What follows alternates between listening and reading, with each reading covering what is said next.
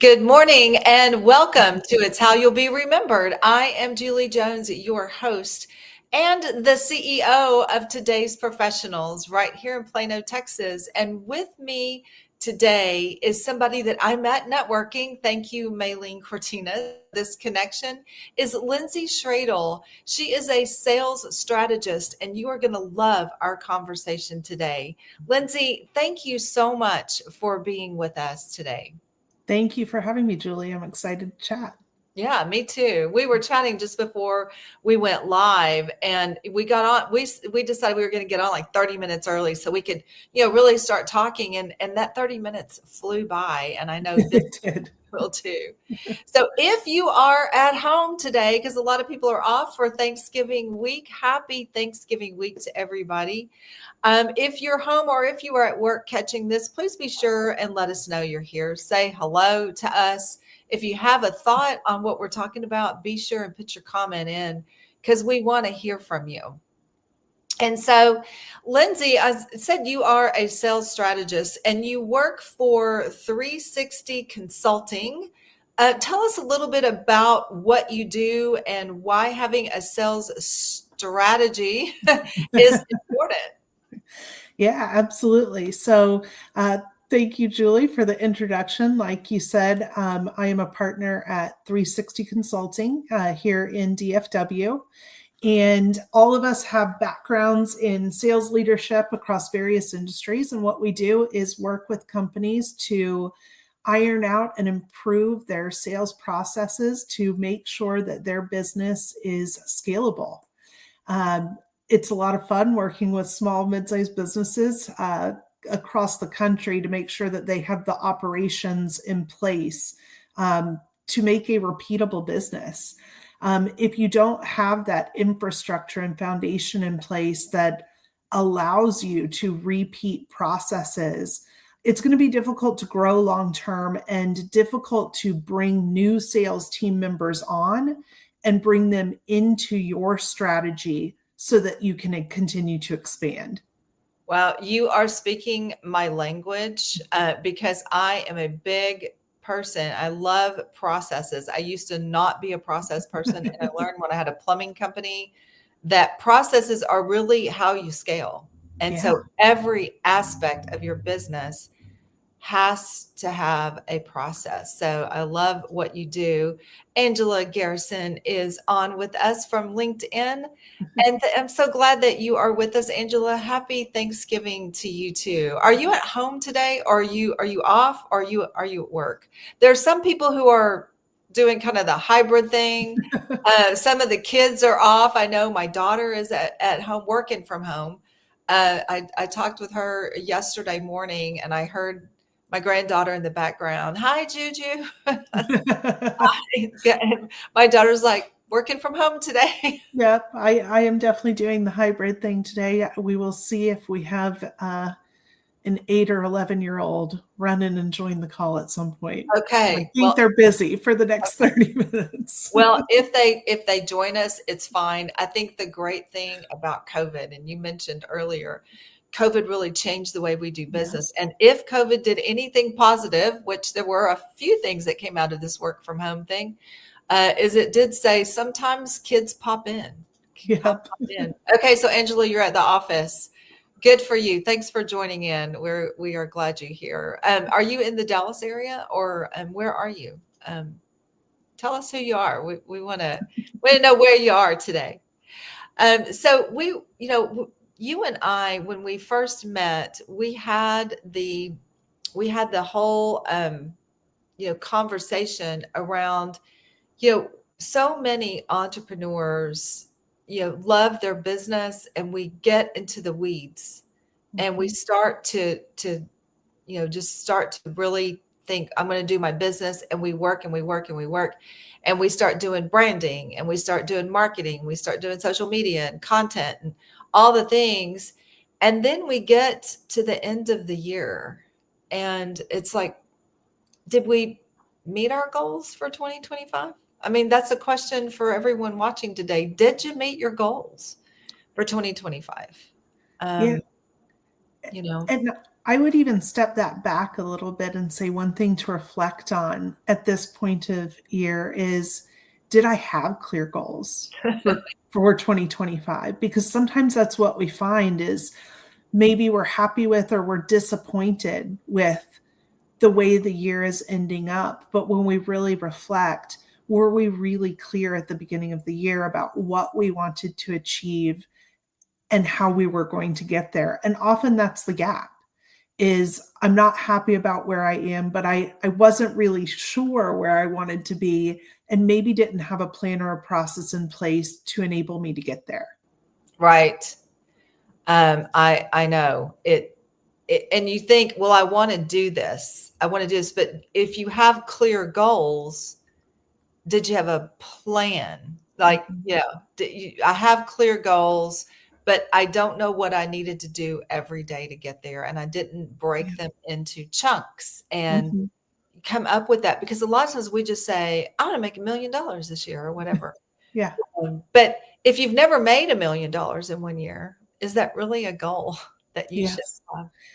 And is a goal realistic? Yes. Because you want the goal to be a stretch, but also achievable. Yes. So, am I really setting goals and clear things I can hold myself accountable for, or just throwing out pie in the sky dreams? Just dreams. That's right. Angela says she's at Dallas. She's in Dallas at Frankfurt and Preston. That's not too far from me. Girl, we need to get together. She works at Evoke Solution. So Nice. good for you. Thank you for joining us. We are so Mhm. glad that you are here. And as you're talking about that, we're talking about systems and processes. And did you meet your goal? Did you have a plan? Did you have the clear goals? Clear being a key word there. Mhm. And did you have the plan to meet them? That's one of the things that you do when you work with clients, isn't it? Is that you really help set out what are sales projections? Because that's really just forecasting, Yes, right? absolutely. Do you have clear sales projections for the year? And not only for the company, but if you have a team, does each individual have a clear goal that they're working towards and can be held accountable for? Right, Because at the end of the day, I think that's what people want. They want clear expectations and accountabilities, and then the resources that they need to be able to achieve them. right, right. And that's really, I think, where the managers come in is, Mhm. are you supporting your team and giving them what they need? And that could be coaching, and Yeah. this is where I come in, right? Mhm. Is how are you showing up?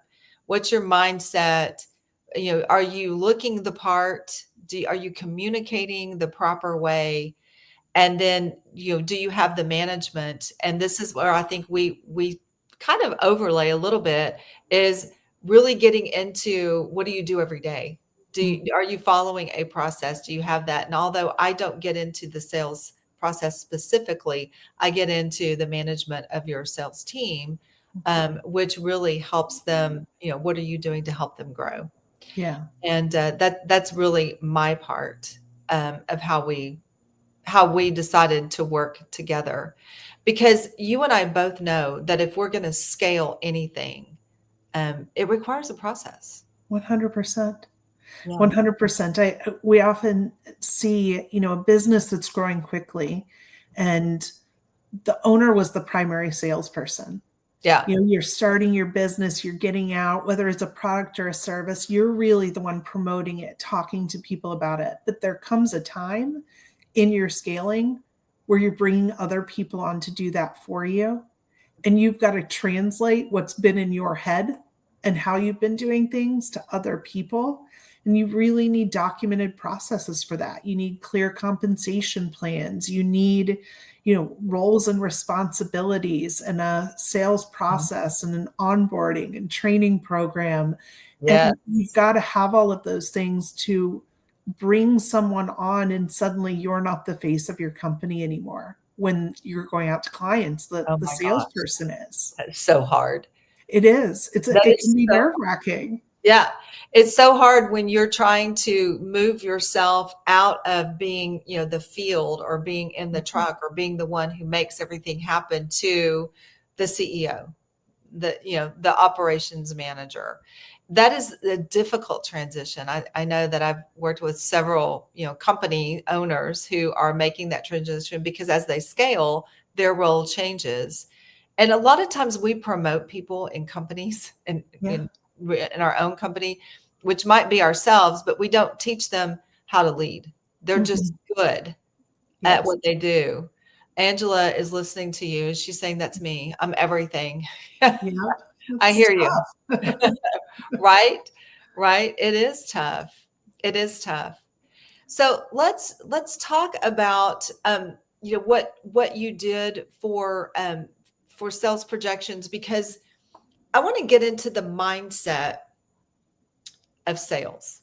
And this Mhm. is what I find when I'm coaching leaders and entrepreneurs is that we have in the back of our mind the stigma Mhm. of sales. Yeah. I don't I don't want to be too salesy. I don't want to be pushy. And Mhm. gosh, there's a fine line there between being There a is. salesman and pushy and being that trusted advisor, somebody that's having a good conversation. Mhm. And there's a skill set to that, Yeah. right? Well, 100% there is, and I saw you had up there the used car salesman. I Yeah, mean, that's what we all yeah, pictured, that's right? what yeah, When and that's what a lot of people still picture when you hear yes. salesperson. I remember being, just out of college and nervous about going into sales and what that would look like because that was the image in my head. Um, but I think that to truly be good at sales, you have to be a problem solver. Mhm. And where sales starts feeling the way you were talking about, where it's feels pushy and like I'm just trying to keep you on the phone or just trying to get you to buy, Yeah, is yeah. when it's all about me. It's Yes. about what I'm selling, it's about my product, it's about my service versus Mhm. it should be about the person you're selling to. Yeah, What is their problem? What do they need?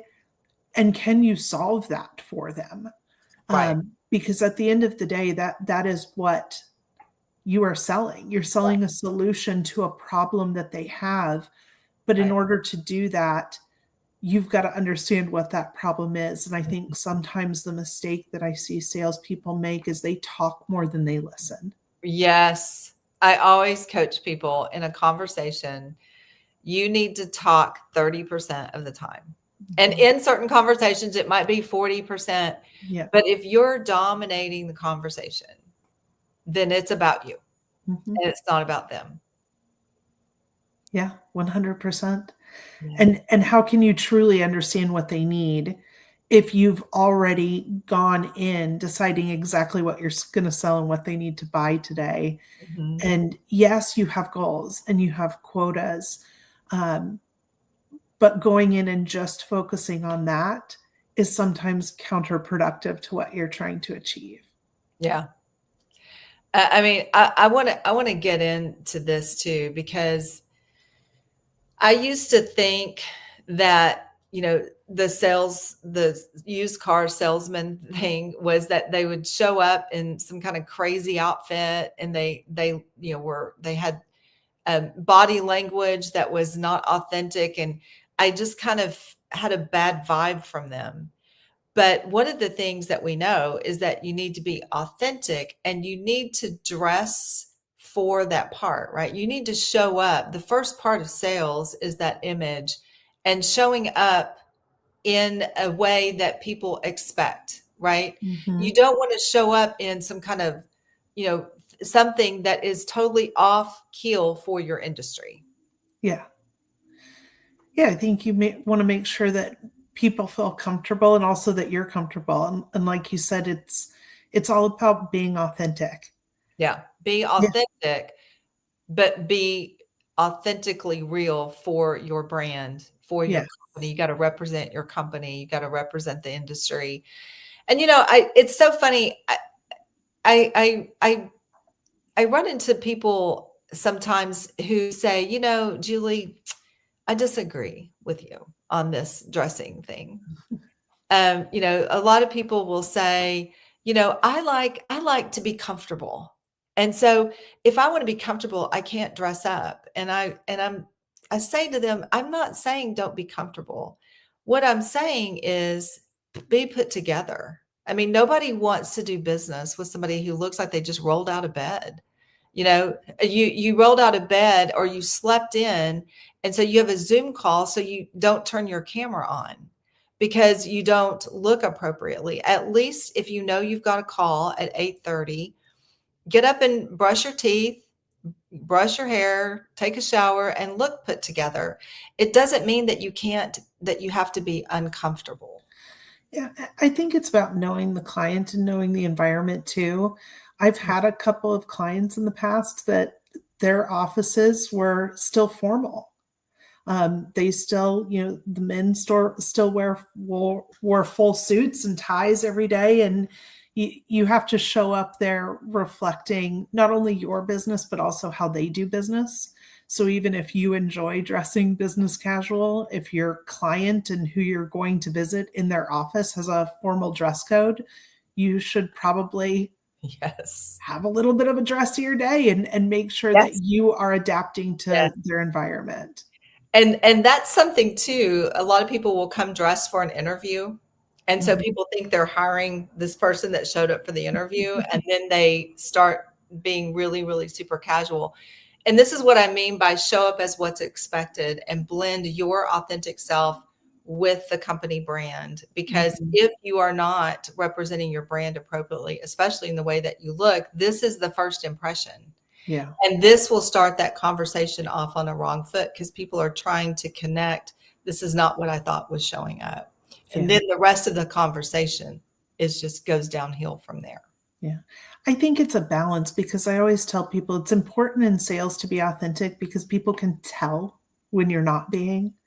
Sometimes you'll see a newer sales rep, especially, they'll go out with a more tenured rep. And then what you'll see is they try and just be them, Mhm. but it doesn't ring true to Mm, who they are. So mhm. it's that blend of like understanding the company, understanding the environment, but also doing it your way, Yeah. whether it's using your style Mhm. with what is acceptable with the company and the company brand. So it can be tricky, but it's understanding the business, understanding what you're selling, and then finding a way to communicate it, whether it's through your style or through your words and when you're selling, making it your own, so that you're still true to who you are. Exactly. Yeah. No, I think that's 100%. It's the blend, it's the combination. And it's also, like we said earlier, not about you. It's Mhm. about who's sitting in front of you. Yeah. And so, I really believe that right now, as we are reflecting the end of the year, we're reflecting on our year. And everyone, I believe that we all want to continue to grow. Like, how can we get better? What are some Mhm. skills that I could learn? What are some skills that I could improve in 2026? And you and I actually came up with an idea when we had our one-to-one networking meeting. It was, hey, this is something that we both do that we do different parts of it. So why don't we collaborate? And we came up with a lunch and learn. Mhm. You and I are going to do a virtual lunch and learn on December 11th from 12 to 1, Yeah. where because each of us have a piece of putting this whole process together, and it just made a lot of sense. So December 11th, mark your calendars because this is going to be a free event. Like we just want to help people evaluate and say, where can I improve? Where can I improve some skills and reach my goals? And so it's really how to fix your sales process, building a playbook that actually works. Because do you have a playbook for that? Have you actually thought about each part of what you do, starting from the branding, the messaging, the social media content? All of that is marketing. All of that is great. But at the end of the day, you got to have sales. Because if you don't have sales, you're not going to have a business. And so this will be virtual. And so if you are interested in that, I'll put this link in the comments after the show. But it's free. It will be a Zoom link, and it will be a brown bag lunch. I mean, feel free to bring your lunch, sit in your office, sit at your desk, and eat your lunch while you go through this. This is going to be something that's really fun. I'm excited to get to work with that. Yeah, absolutely. I'm excited for it. I always love talking sales and process. I love the um, organization and infrastructure of it all. So I'm Yeah. excited to chat about it. Yeah, me too. Me too. I love it too. And Angela says, yes, I'm in, would love the help. So good. I'm so glad that you are in this, and that we need to connect. You need to connect with both of us. If we're Yeah, not connected, absolutely. and I don't know, if we're not connected, we need to be for sure, Angela. But yeah, I think that this is something that's really going to be a fun thing, because we'll talk about, attitude, image, mindset. We'll talk about how you show up, because that's the first step, is that showing up with confidence. And then you are going to bring to the table the whole process and the playbook, the strategy that comes behind that. And so we'll both, do this collaborative take on it. And I think that it's going to be fabulous, because I haven't seen this out there at all. Yeah. What's I'm going to talk about number one, why you need a playbook and what it is. So, if you are wondering what exactly is a sales playbook, we will answer that question of what it is, why it's so important to have one, especially if you are working to scale your business or bring on new employees. And really go through some of the key elements that you need to make sure that you have in place. Yeah. And I think that's really important, that we start to plan and get through this, because did you have a goal for this? Did you meet your goals? Do you have a plan? And then we're going to revamp how you set yourself up for 2026, because if you, what is it? If you fail to plan, then you plan to fail.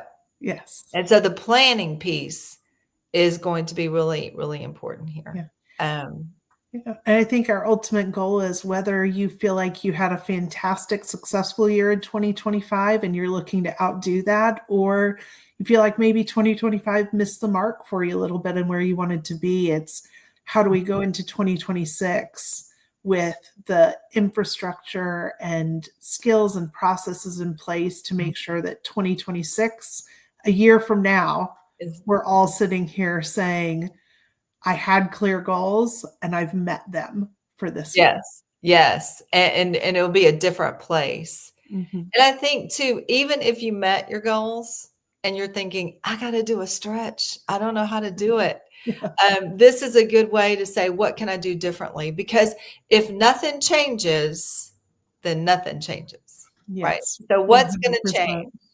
100%. And for those people who say, "Oh, I don't like change," um, life is a change. I mean, every Mhm. day is different. We never stay stagnant, and when we do, then we're moving backward. So change creates the forward momentum.